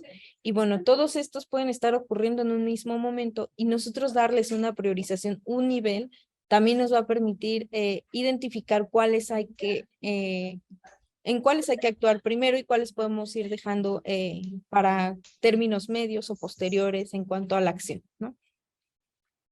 Y bueno, para poder nosotros evaluar el riesgo e iniciar categorizando estas acciones que vamos a realizar, primero tenemos que hacernos preguntas que básicamente se refiere a delimitar todas las características del riesgo, del contexto y de las personas, interrogándonos sobre estas características para irlas definiendo.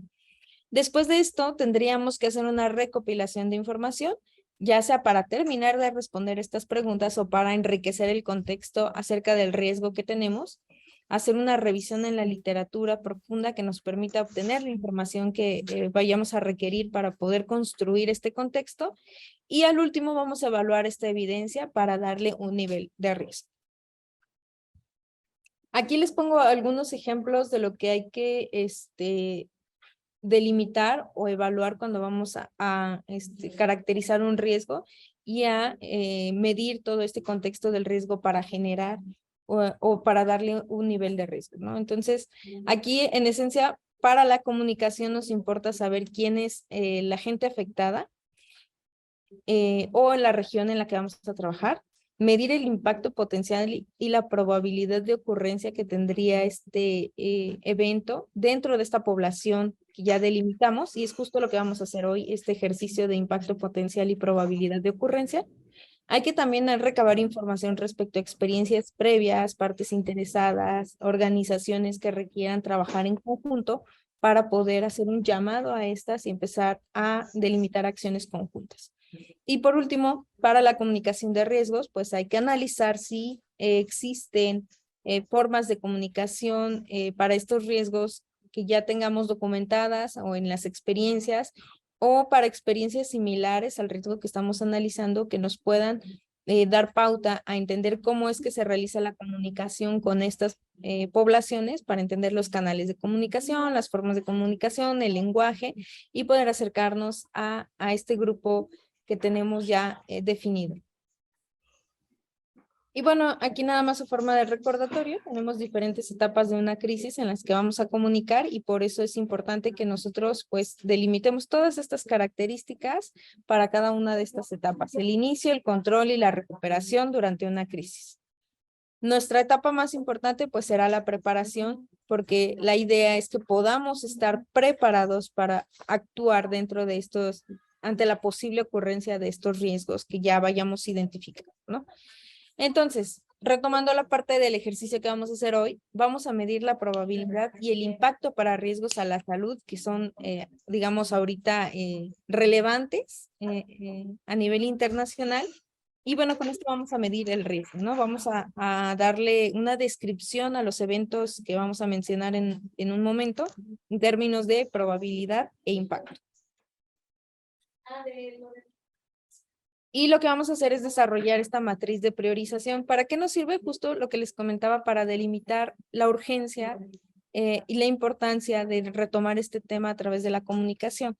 ¿Qué vamos a hacer? A medir la probabilidad de que ocurra este evento en una región determinada, y una vez que tengamos la probabilidad, es decir, si ya tenemos la ocurrencia del evento, ¿qué impacto para la salud pública tendría en términos de impactos directos a lesiones físicas de las personas, daños en el entorno social, económico? Y vamos a caracterizar o a evaluar estos tres elementos, ¿no? El propio riesgo, las vías de exposición o las amenazas para este riesgo, y el contexto, es decir, las características de mi población, si es una población urbana, rural, si hay medios factibles para la atención de esta emergencia, si no los hay, los recursos, las instituciones, todo lo que envuelve el contexto del país o de la región que nos vaya a tocar analizar, ¿de acuerdo? Y bueno, aquí le cedería la palabra a la doctora Arlet para continuar con esta dinámica. Vamos a hacer esta primer matriz de priorización como ejercicio. Gracias. Muchísimas gracias. Elena, por favor, ¿puedes compartir esta matriz? Porque a partir de ahorita, en un momentito más, le estoy pidiendo apoyo al equipo técnico, Carla, para hacer los breakout rooms. Nos vamos a separar en 5 equipos. Habíamos pensado primero que por país, pero bueno, no necesariamente por esta ocasión. Por este momento lo vamos a hacer más bien una priorización como nivel región de Mesoamérica, que tanto nos están afectando esos 4 temas. Pero véanlo como región de Mesoamérica, porque van a poder estar conectados diferentes personas de diferentes países. Entonces eso va a ser importante que lo podemos identificar.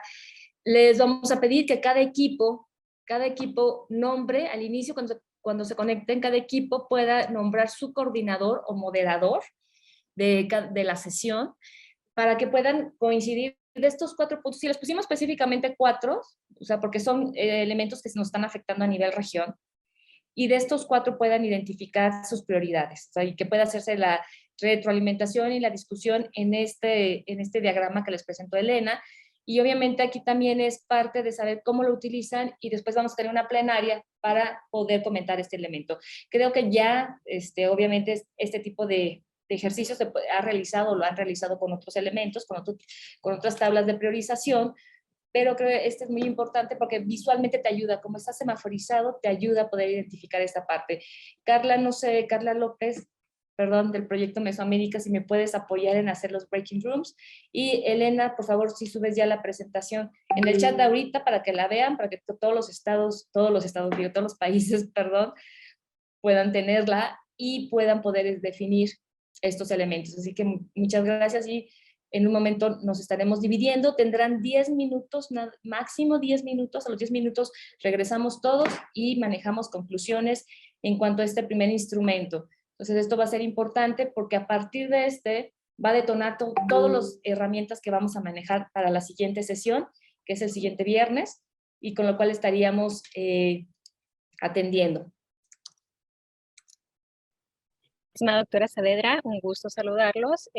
Con todo gusto vamos ahorita a armar los grupos, como se lo comentaba, son 5 equipos. Entonces en la pantalla les va a aparecer el grupo en el cual han sido asignados y les vamos a agradecer también que puedan darle a aceptar para incluirse en cada grupo de trabajo. Entonces vamos a proceder a crear las 5 salas de trabajo. Perfecto, la estamos abriendo en ese momento, les va a aparecer el mensaje y ustedes le darán aceptar para que los aloje en cada sala. Así que en estos momentos les aparecerá el mensaje. Listo, ya están apareciendo en sus pantallas el mensaje que les comento y entonces le dan a aceptar para iniciar con este trabajo colectivo. Muchísimas gracias, Carla. Les agradeceremos darle a aceptar para que vayan incluyéndose en cada sala. Todavía tenemos varios aquí en la sala principal, entonces le dan a aceptar al mensajito que les apareció con el número de sala para iniciar con el trabajo. Hay algunos todavía que estamos aquí conectados. Carla, hay un documento en la presentación, ahorita la voy a poner en el chat de aquí. Creo que no pudo ponerlo la doctora Elena, no le permitía compartirlo. Pues si lo puedo yo, o cómo lo paso para que lo tengan en todos los grupos.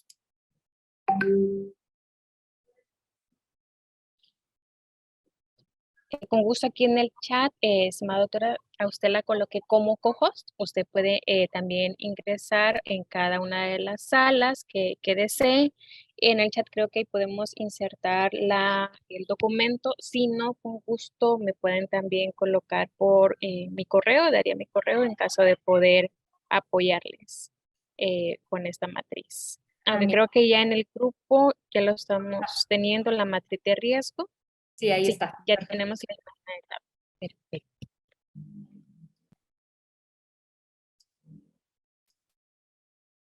Bueno, los que están conectados de los países pertenecientes al proyecto Mesoamérica que están aquí, ¿no les aparece la opción para poder conectarse a su equipo? ¿Tienen algún problema? Aquí está Carla y aprovechemos a Carla para que nos asesore en todo eso. Y con todo gusto podemos apoyar.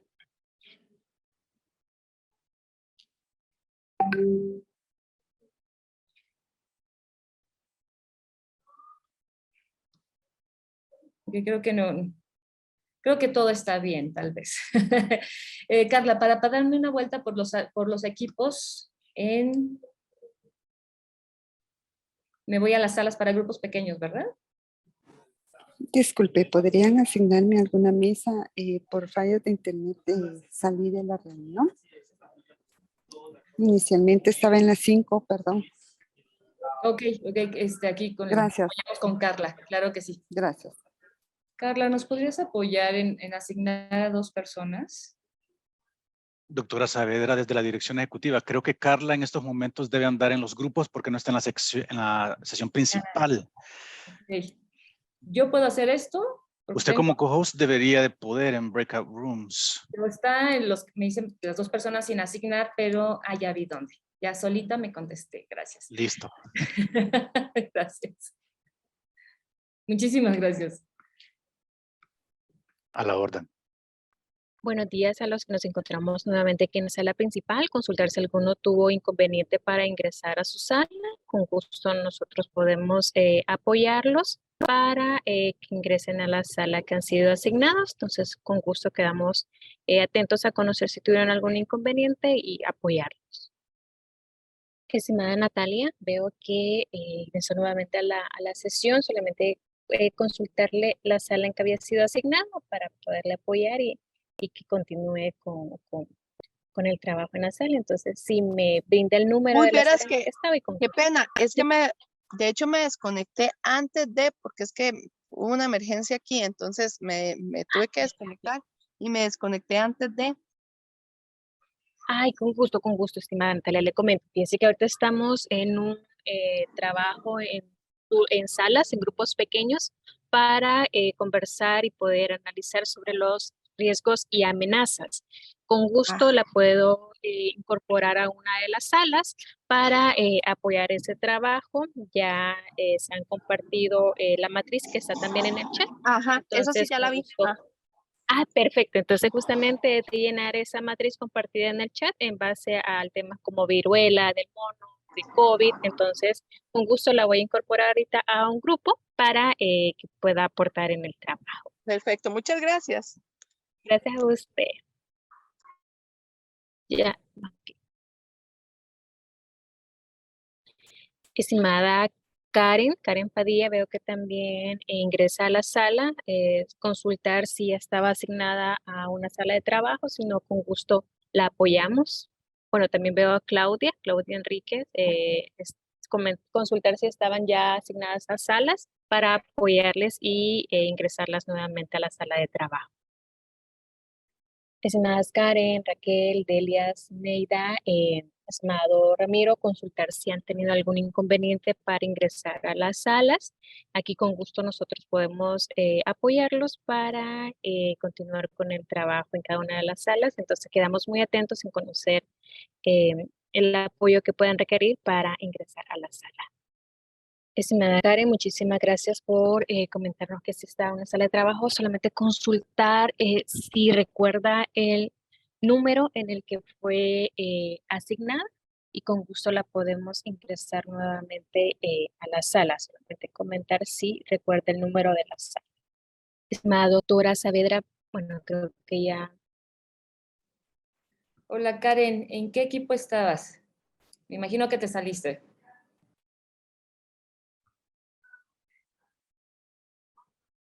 Para poder asignarte, y también María de la Luz Vázquez.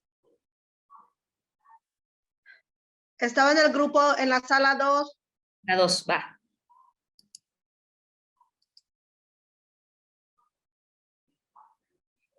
María de la Luz, ¿en qué equipo estabas? Sala 2. ¿También? Ah, ok. Ah, yo pensé que había sido, bueno, ya las mandé a las dos a la sala 2. Doctora Saavedra, veo que también del equipo 5, de la sala 5, solicitaban ayuda. Voy para allá. Perfecto, muchísimas gracias. Gracias. Carla, ¿cuánto tiempo nos queda?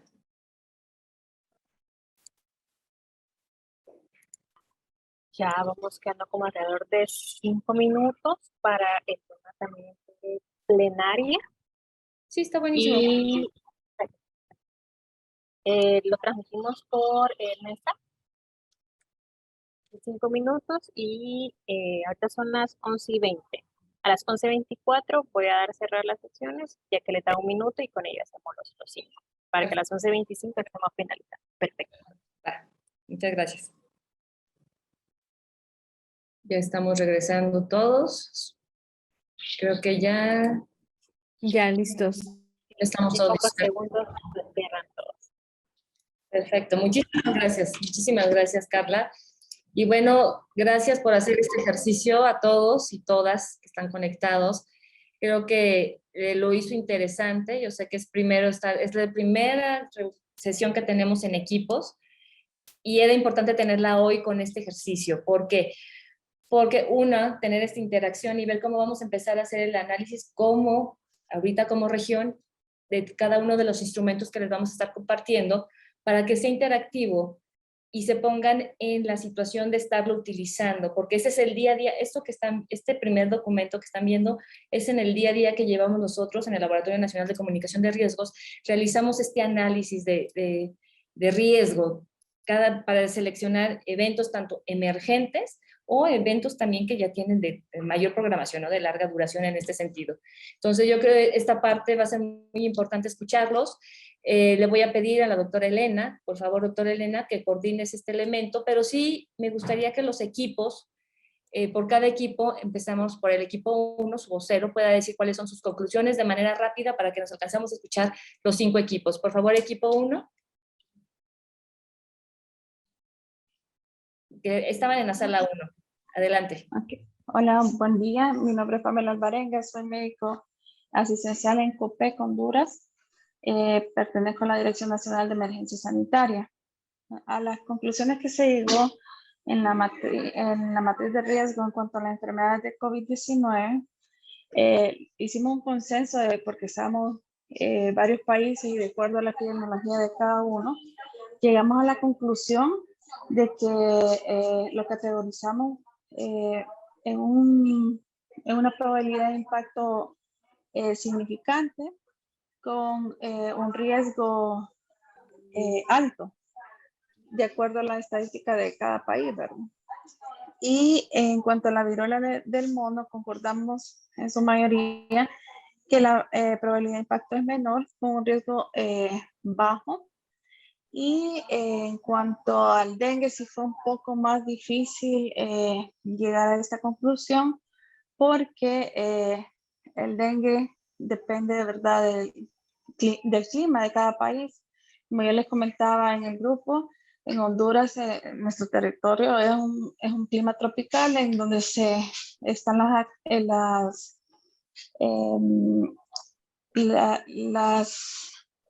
es un clima que propicia pues a los criaderos de zancudo, y que por eso cada año tenemos estas epidemias grandes, ¿verdad?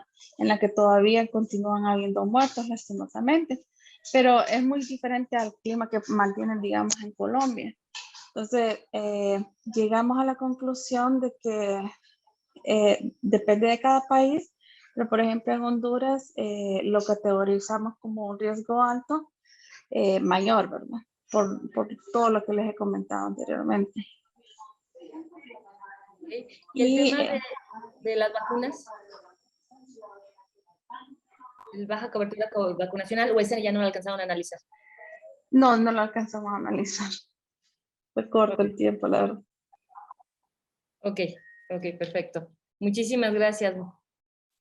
Doctora Elena, ¿quieres comentar algo respecto de esta matriz? No, doctora, voy a ir tomando nota para que vayamos comparando con lo que comentaron los equipos. Ok. Gracias. Ok, ahí tuvimos un vicio del sonido. Bueno, ok, muchísimas gracias. Muchísimas gracias por compartir esta información. Ahora con el equipo 2 o en la sala 2.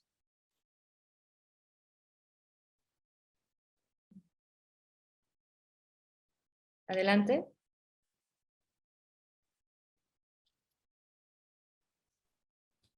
Disculpen, algunos no nos percatamos de qué sala era el número, no sé. Sala 2 que se metieron, ¿no se fijaron? Okay, Sí, el equipo donde yo creo que estaba Nicaragua. Y Honduras. Honduras. Yo creo que ustedes son el equipo 2. Estaba el doctor Federico Vázquez con ustedes. Es cierto.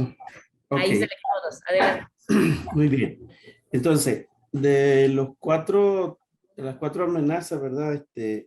Vimos que el caso del dengue es la más alta que nosotros dimos una probabilidad muy alta, ¿verdad? Que se dé, porque aunque influye el clima, el invierno y todo eso, probabilidad alta, y el impacto también puede ser catastrófico, porque el dengue, según se aborde, puede dar hasta muerte.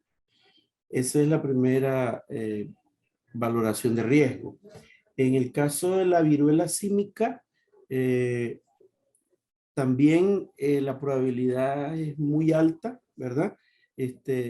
Porque hay algunos países de Centroamérica que ya tienen casos, ¿verdad? De viruela símica.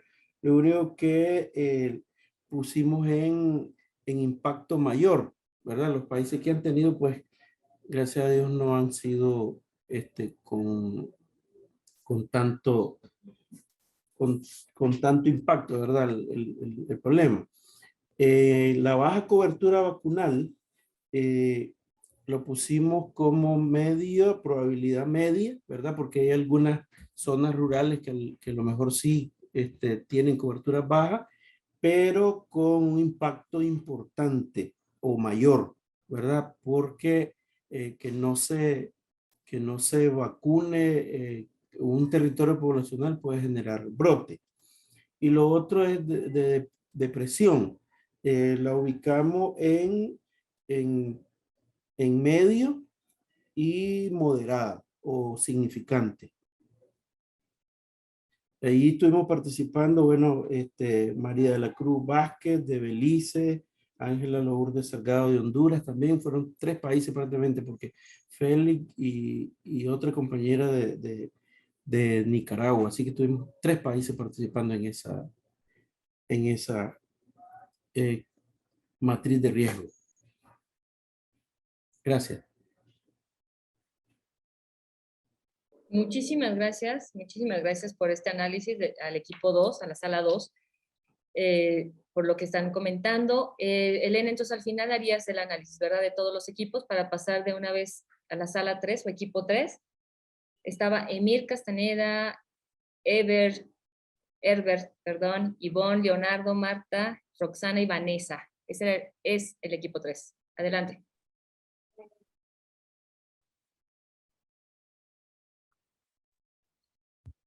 Sí, buenos días a todos. Leonardo Peralta, de la Dirección de Prevención de Enfermedades del Ministerio de Salud de Nicaragua. Sí, nosotros éramos en la sala 3, estábamos conformados por los compañeros ya antes mencionados, ¿verdad? Nosotros colocamos el tema del dengue, primeramente como muy alto en la parte de la probabilidad, ¿verdad? En el caso del impacto, bueno, no sé si la matriz que nosotros estábamos revisando, observando, no decía muy alto, sino que decía casi con certeza. Primero, con las probabilidades, decía casi con certeza, no muy alto, y en el caso del impacto, no decía insignificante, menor y eso, sino que decía mínima, menor, moderada, importante o grave. No sé, pues. Pero bueno, entonces nosotros en el grupo lo dejamos como casi con certeza por la alta probabilidad de que pueda ocurrir, sobre todo en el caso de los países de la región, ¿verdad? Y el impacto lo dejamos como importante, no grave, considerando y tomando en cuenta que en el caso del nivel de gravedad, pues iba a estar relacionado con las tasas de mortalidad, el cual pues no es tan alto en el caso de nosotros como Nicaragua. Entonces lo dejamos como importante, ¿verdad? Y no grave. En el caso de las otras enfermedades, como es la viruela símica, la dejamos como utilizando la matriz de riesgo como probable, ¿verdad? Y como impacto sería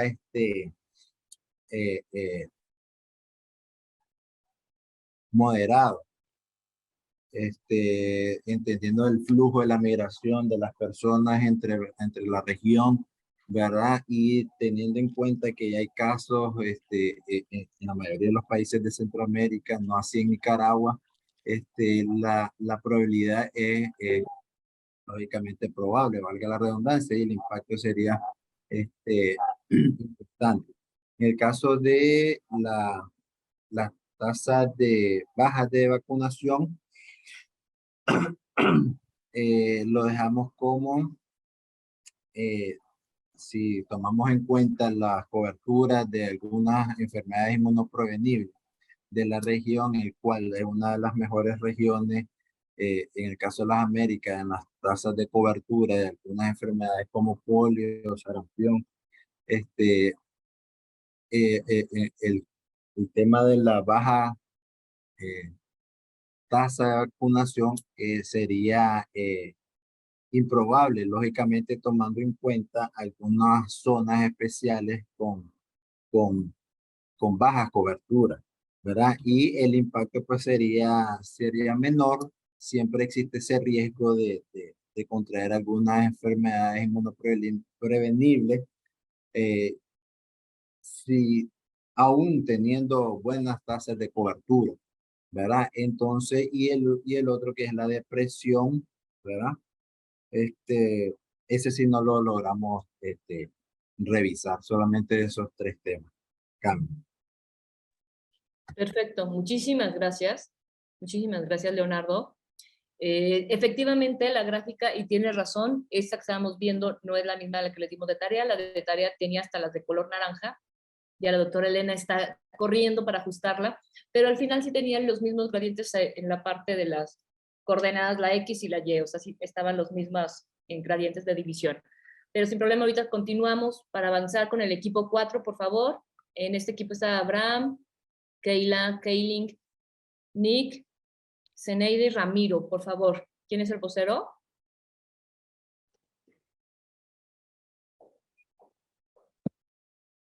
Hola, buenos días. Nosotros en el equipo 4 analizamos dos padecimientos, una dengue y depresión. Y dengue nosotros decidimos colocarlo como alto significante. Si bien en el equipo habíamos dos de Ciudad de México donde no hay dengue, y también estaban dos compañeros de Nicaragua. Pero haciendo esta matriz de riesgo por toda la región de Mesoamérica, bueno, sabemos que en varias partes, aquí mismo en México, pero en otros estados, pues hay muchos casos. Entonces, por eso lo consideramos como que la probabilidad es alta y el impacto es significante. Sabemos que hay casos donde puede ser un impacto catastrófico, pero realmente el dengue, su letalidad es bajo, por eso decidimos dejarlo como significante.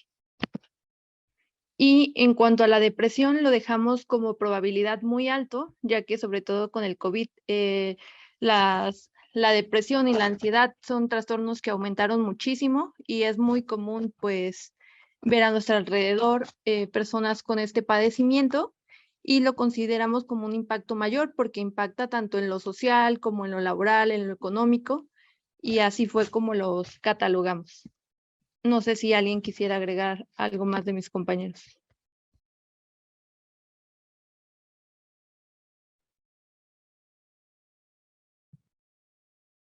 Pues bueno, díganlo ahora, callen para siempre, como diríamos acá, pero adelante, muchísimas gracias, excelente trabajo también del equipo 4, al igual que los demás equipos. Avancemos para el siguiente. Muchas gracias, Keila, y todo el equipo 4. Sala 5, por favor, digo equipo 5, estuvo Ana Rivera, Karen Mejía, Lidia, que estuvieron en este equipo, por favor, si pueden presentar, y Claudia Lisa también estuvo. Adelante. Sí, gracias, Arlet. Nosotros solo escogimos un tema para discutir a lo interno del equipo 5.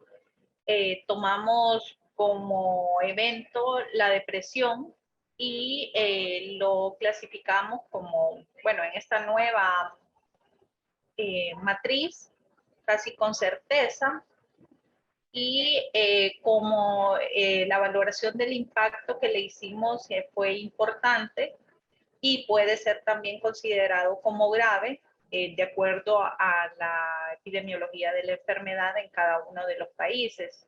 Si nos enfocamos más como región a verlo como un evento de impacto importante.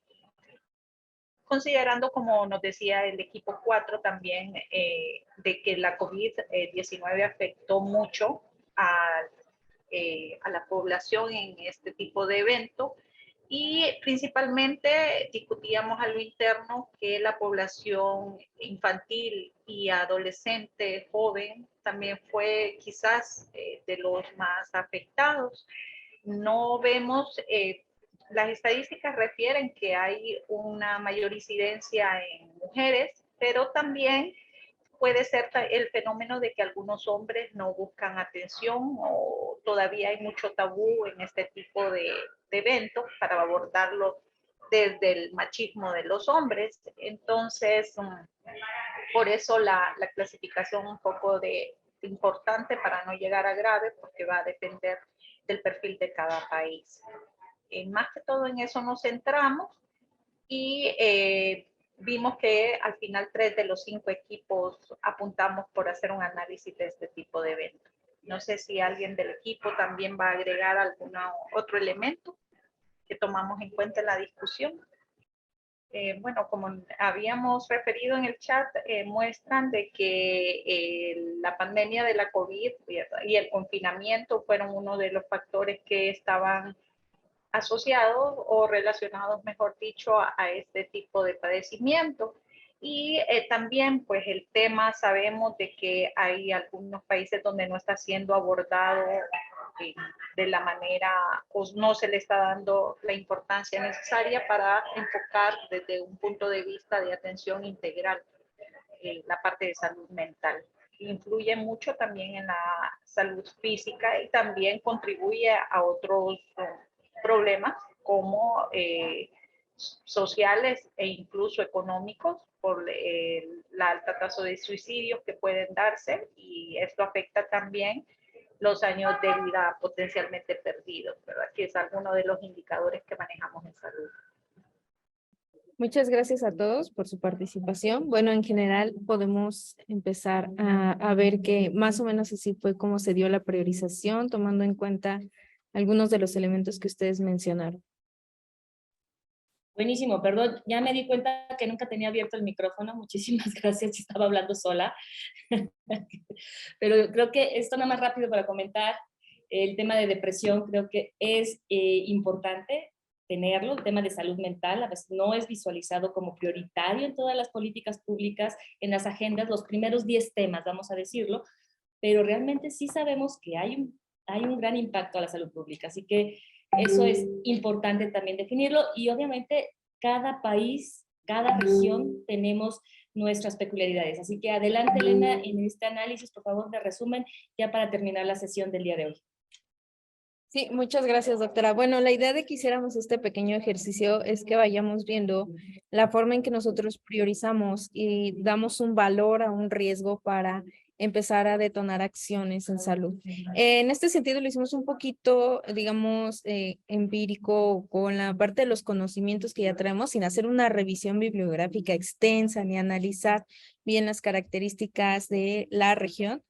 Pero la idea es que nosotros desarrollemos un contexto completo sobre las características del evento. En este caso, por ejemplo, si estuviéramos hablando de viruela símica, tendríamos que describir qué es, cómo se transmite, el riesgo potencial en cuanto a la tasa de transmisión, en cuanto a la mortalidad que puede generar, el gasto en salud pública y, bueno, todas las características que pueda tener este virus con las comorbilidades y otros eventos que se pudieran estar presentando, ¿no? Además, las características de la exposición, que es basado en la forma de transmisión, cuáles serían los escenarios que nos pondrían en riesgo para exponernos al virus, ¿no? Entonces, definir todas estas características que nos ayudarían pues a empezar a delimitar en dónde vamos a empezar nuestras acciones de comunicación de riesgos para disminuir esa exposición. Y por último, el contexto que se basa en todos los elementos legales y de las características ambientales y de las características socioculturales que existen en la región para poder empezar nosotros a determinar la factibilidad de actuar sobre cada uno de estos eventos, ¿no? Entonces, en general, la idea era que ustedes pudieran ver estos diferentes tipos de matriz. La otra que les mostrábamos tenía diferentes nombres, básicamente son 5 niveles y 5 igual, pero lo importante en esta parte es que ustedes vayan identificando que nosotros podemos crear diferentes matrices de acuerdo a lo que queramos medir.